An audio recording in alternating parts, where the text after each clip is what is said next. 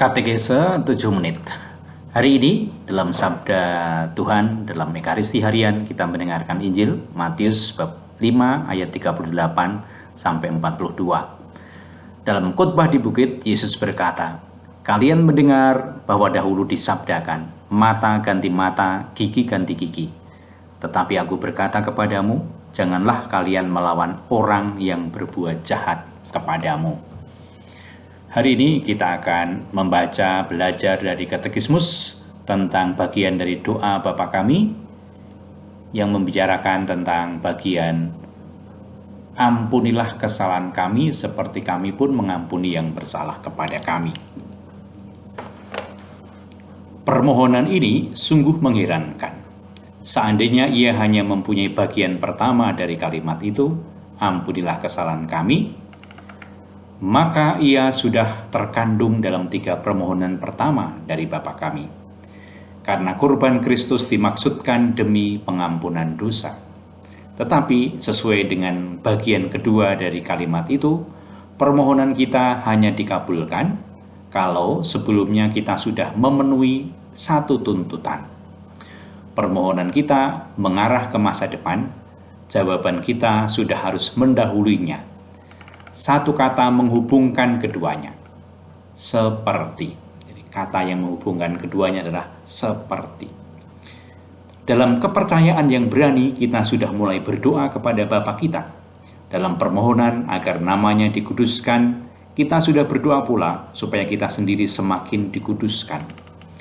Walaupun kita memakai pakaian pembaptisan, kita tidak berhenti berdosa dan memalingkan diri dari Allah. Sekarang dalam permohonan baru ini kita kembali lagi kepadanya seperti anak yang hilang itu. Dan kita mengakui diri di depannya sebagai pendosa, seperti yang dilakukan oleh pemungut cukai. Permohonan kita mulai dengan pengakuan, di mana kita sekaligus mengakui kesusahan kita dan kerahiman Allah. Harapan kita tidak tergoyahkan karena di dalam putranya kita memiliki penebusan, yaitu pengampunan dosa. Di dalam sakramen gerejanya kita mendapat tanda pengampunannya yang berdaya guna dan tidak diragukan lagi.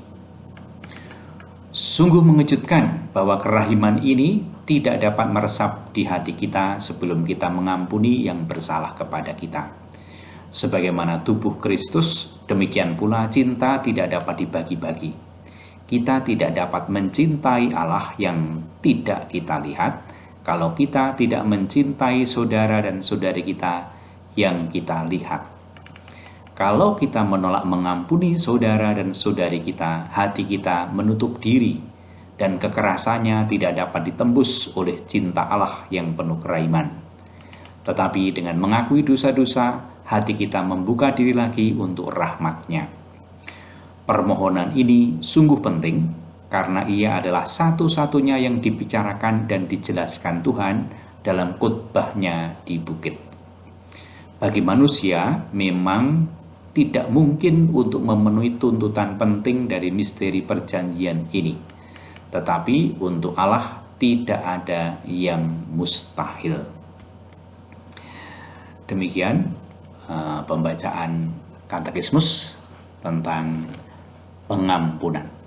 Semoga kita bisa tetap membuat dunia kita melihat dan tidak buta dengan pengampunan kita.